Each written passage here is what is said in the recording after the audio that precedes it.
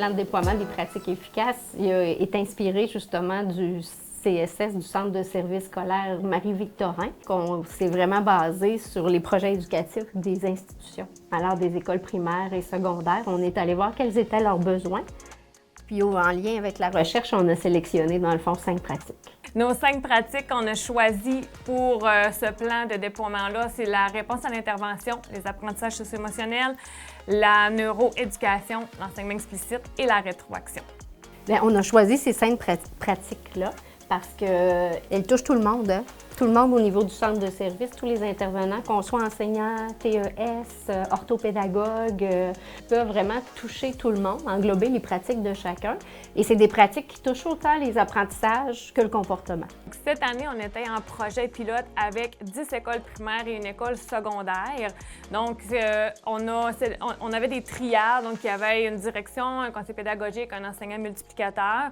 Puis les 3 ensemble, dans le fond, on a choisi une pratique efficace à expérimenter. Dans notre équipe, la pratique efficace qui a été choisie, c'était la réponse à l'intervention, communément appelée la RAI. Tout d'abord, c'est une approche qui est reconnue par son efficacité. Ça a un impact direct sur l'apprentissage des élèves et sur leurs résultats scolaires. C'est certain que la RAI était déjà présente dans nos établissements scolaires, donc on a vraiment voulu venir consolider, de venir approfondir nos connaissances, surtout au niveau du palier 2. Donc, il y a vraiment une meilleure compréhension de la RAI, donc de la réponse à l'intervention. Nous utilisons vraiment un langage qui est plus commun, donc ça a été beaucoup plus facilitant. Le rôle de l'orthopédagogue est également mieux compris, donc ça a été beaucoup plus facile de répartir les services pour répondre aux besoins de chacun. La RAI permet vraiment de cibler les difficultés des élèves et de mieux intervenir selon leurs besoins, selon les paliers où ils sont rendus. C'est certain qu'en tant qu'orthopédagogue, la RAI, c'est une pratique super efficace, puis ça définit notre rôle d'orthopédagogue. Donc, c'est certain que les interventions du niveau 3, du niveau 2 et du niveau 1, l'orthopédagogue est dans ce processus-là, puis c'est important justement d'avoir une compréhension commune de l'orthopédagogie, puis en même temps que nos interventions soient plus efficaces avec la RAI. Donc, c'est ce que ça nous a apporté. Moi, en tant qu'orthopédagogue, je trouve que mon rôle est vraiment plus défini et clair pour tout le monde. De mon côté, ça m'a permis de faire une introspection sur mes enseignements, puis comment je pouvais utiliser le rôle de l'orthopédagogue.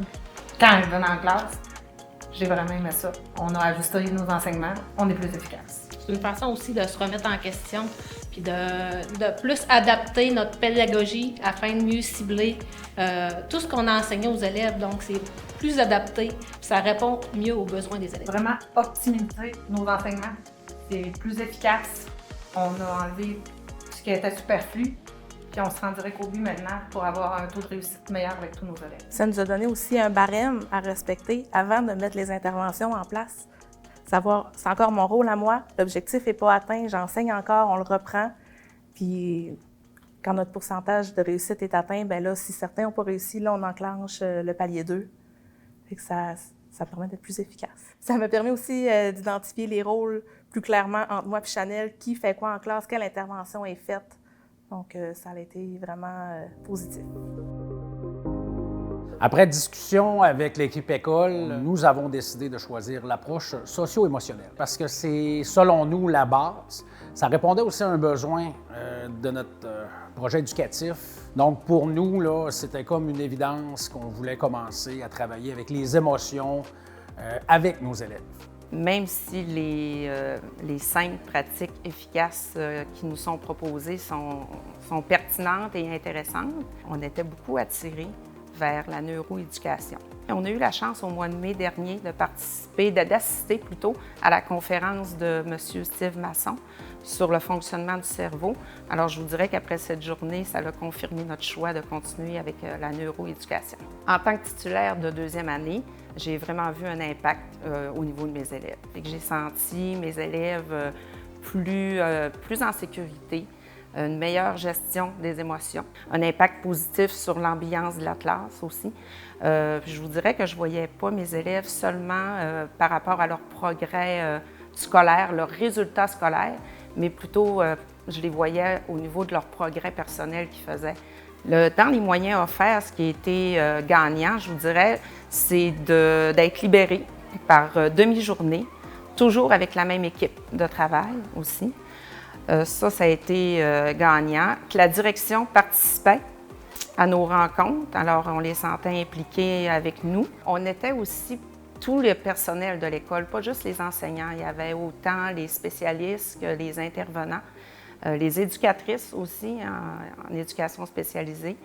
Ce qui était aussi rassurant, c'est que c'était facile de l'intégrer dans notre pratique au quotidien. Il y a beaucoup de documents, de mise en situation, c'est comme un clé en main. Nous, on a eu la chance aussi d'être encadrés ou supervisés par Mme Rachel Mayotte, qui est conseillère pédagogique au centre de service. Alors, tout ça mis ensemble, c'était gagnant.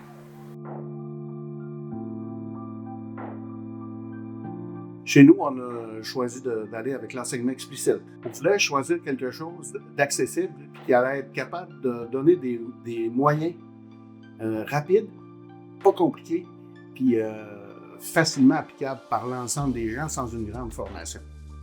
L'enseignement explicite de même, c'était comme réencadrer, de nous faire rappeler, là, tu sais, un petit peu, là, on commence avec le modelage, on fait la pratique idée, puis, tu sais, fait qu'on le faisait, mais là, on le voyait, là, un petit peu plus, là, dans une façon beaucoup plus définie, là, puis ça a été une façon de, comme, valider, là, de ce que moi, je fais dans ma classe d'enseignement. Que pour l'élève en difficulté, la réussite, pour eux autres, ils se sentent un acteur de leur apprentissage. Ils ne sont pas passifs, ils sont vraiment là, ils sont vraiment au travail. Fait que pour eux, même pour eux autres, pour leur confiance, la réussite a fait que ça leur a amené une confiance supplémentaire et là, la boucle a commencé pour voir que ça allait mieux. On réinvestit, on voit ce que chacun des étudiants pense parce qu'on va piger dans nos étudiants, dans notre classe. Donc ça, j'ai vraiment travaillé ça et je crois que c'est une étape, c'est la dernière étape, mais c'est une étape qui est très importante. Ça a été aussi là, un support pour moi personnellement là, au niveau là, de nos conseillers pédagogiques là, qui étaient vraiment sur la coche là, pour nous guider dans nos expérimentations puis dans nos formations aussi. Quand on a embarqué, là, c'était de savoir autour de la table là, avec nous autres, on avait chacune nos niveaux, on avait chacune notre matière, mais c'était vraiment le sentiment d'appartenance à l'équipe. Puis un projet qui allait aboutir à quelque chose, qui allait faire une différence, oui, pour nous autres comme enseignantes, mais surtout pour les élèves. Là. De tomber en pratique guidée sans avoir eu de questions, c'est ceux-là qui ont de la difficulté, c'est ceux qui n'ont pas écouté, qui posent des questions. Bien là, ça l'amène que tes élèves, eux autres, ils tombent plus vite en pratique autonome. Et là, eux, ils gagnent ce qu'ils aiment le plus, c'est travailler puis donner du rendement. T'sais. Fait que je pense que ça gagne à tous les niveaux d'élèves qu'on a. Il y a eu un gros travail de collaboration qui a été fait entre toutes les CP, tous les conseillers pédagogiques. On a formé les professionnels également qui, eux, nous ont donné de la rétroaction par rapport à ce qu'on devait corriger, améliorer ou ainsi de suite. Et là, après, on les a déployés dans nos 10 écoles primaires et notre école secondaire. Oui. Parce que chacune des pratiques, ce qu'elle vise aussi, c'est vraiment de développer l'autonomie chez l'élève. Parce que ces principes-là, ils servent autant à l'enseignant qu'à l'élève. Ça peut servir autant à un parent aussi ou à un intervenant qui est autour. De travailler en équipe collaborative, c'en est une pratique efficace. Je dirais aussi que les pratiques efficaces, c'est des données probantes. Ça fait partie de la science de l'éducation. Donc, on sait qu'on peut y croire. On ne peut pas nier les effets. C'est quantifié. Donc, c'est rassurant de savoir qu'on prend des pratiques qui vont être efficaces et pour de vrai.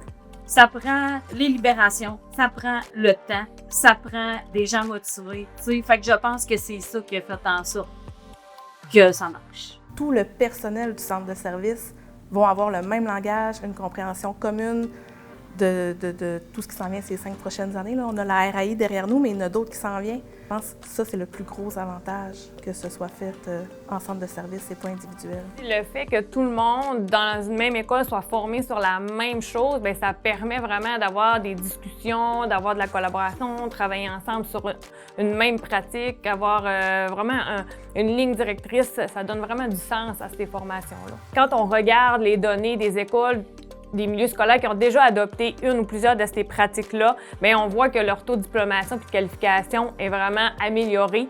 Donc, c'est une des raisons pour lesquelles on a voulu mettre de l'avant un plan comme ça. Que la réussite des élèves, ça appartient pas seulement aux enseignants, elle appartient vraiment à tout le personnel des centres de services. Donc, c'est vraiment pour être cohérent dans nos pratiques, cohérent dans nos milieux. L'intelligence collective.